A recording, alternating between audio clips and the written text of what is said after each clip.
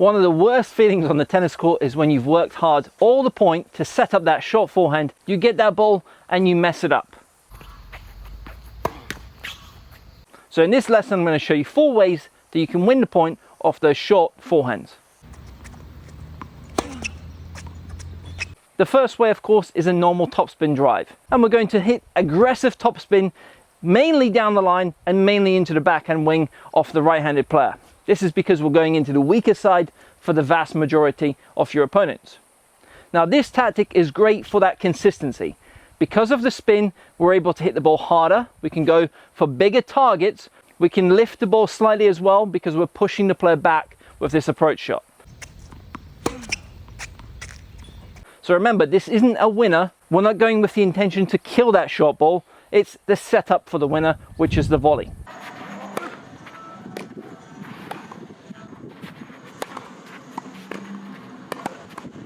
So we're getting up to that short ball. We want to create time. So we want to get there as early as we can, have the early coil with the upper body. We want to use the big steps to cover as much distance as we can, moving up to that short ball. This might be a running step and then the turn, or it might be from the very beginning, crossover steps. Now this depends on where that short ball lands, but in general you might have a few running steps and finally either the side shuffle or the crossover step. Now once you get to that ball, you want to focus on having the racket head drop below that point of contact so you're able to brush up as you make contact, which will give you that margin. We're not aiming for the lines, so we can take the lines out of play, and we want to produce that aggressive topspin so that when the ball bounces, it bounces and kicks up. It's an aggressive bounce coming off the court. This will throw off a lot of your opponents because they're standing there waiting to try to pass you. Suddenly the ball is bouncing really aggressively into their body and they now have to step back and try and hit a passing shot. So this is one of the best ways to deal with that short forehand. It's also the highest percentage of the 4 options. The second option is to come up and hit a forehand slice approach. Now this is more common on the backhand approach shot, but you can still use the same principles. You want to focus on producing that underspin, that slice on the ball, which will keep the ball nice and low. Now if you think about trying to hit a passing shot, the first step in hitting a good passing shot is to make sure that you get the ball dipping so that even if the player reaches it, they're picking up the volley. Now to hit a ball that's dipping into the net player's feet, you have to produce a lot of topspin. And in order to produce a lot of spin, you have to get under the ball. And if the ball is bouncing very low, this becomes very tricky, almost impossible. That's why the slice approach is a great way to set up for the volley winner.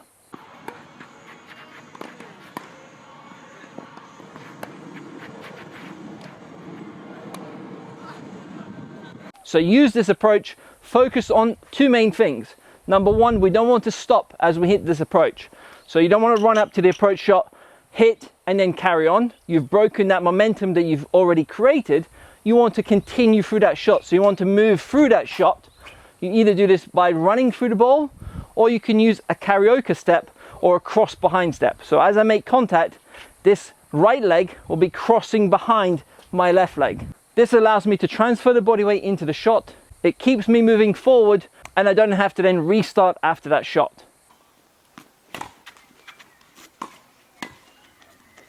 The second thing to focus on is making sure that you lift the racket high enough so that it's above the point of contact. This will allow you to cut down at the point of contact to produce that underspin. If you think about producing topspin, you want the racket head to be below that ball so that we can brush up.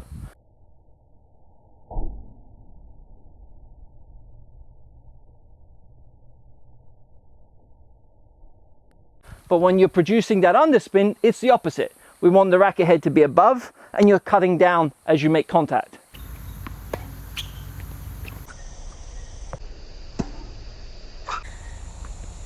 Now if it's a shorter ball but it's slightly lower, you can open the strings to still produce that underspin.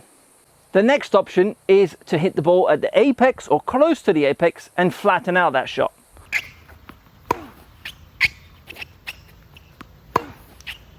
So for this to be effective, we should really wait for those slightly higher short forehands.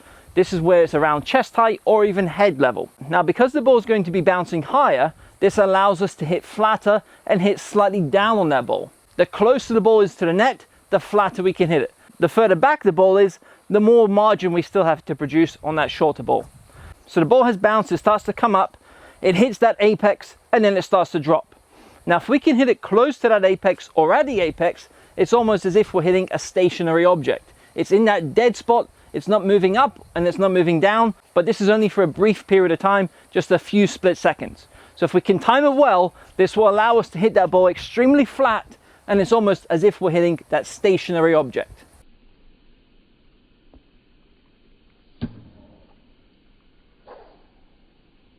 So once again, focus on getting up to the ball as quickly as you can. Focus on having quite a high swing because you want to get above that ball so that you're able to hit down on that ball, and focus on hitting through that ball and staying on the ball for as long as you can in order to produce that more linear swing path. Now the fourth option is to run up to that short ball as if you're going to hit a normal drive. So you may do this every now and then. You set up as if you're hitting your normal forehand, and at the last second you change into the continental grip and you hit that drop shot.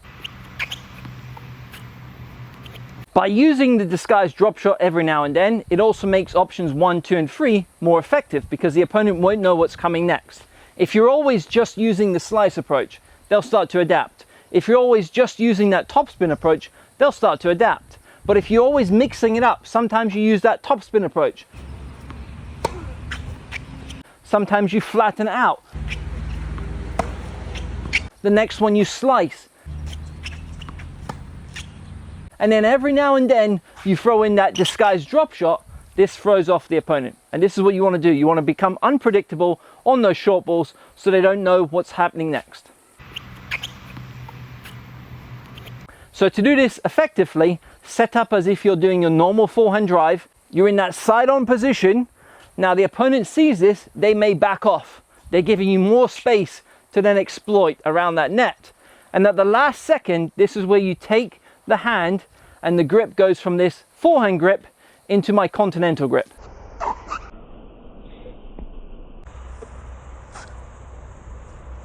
So forehand grip, continental grip, hit that drop shot. So there you have it, 4 ways you can attack those short forehands and become more lethal when you get that short ball. If you've enjoyed this lesson, smash the like button. If there are any lessons you'd like to see from us in the near future, leave a comment down below and we'll film the top suggestions. Signing off, Coach Simon from TTT. All the best and see you soon, guys. Take care.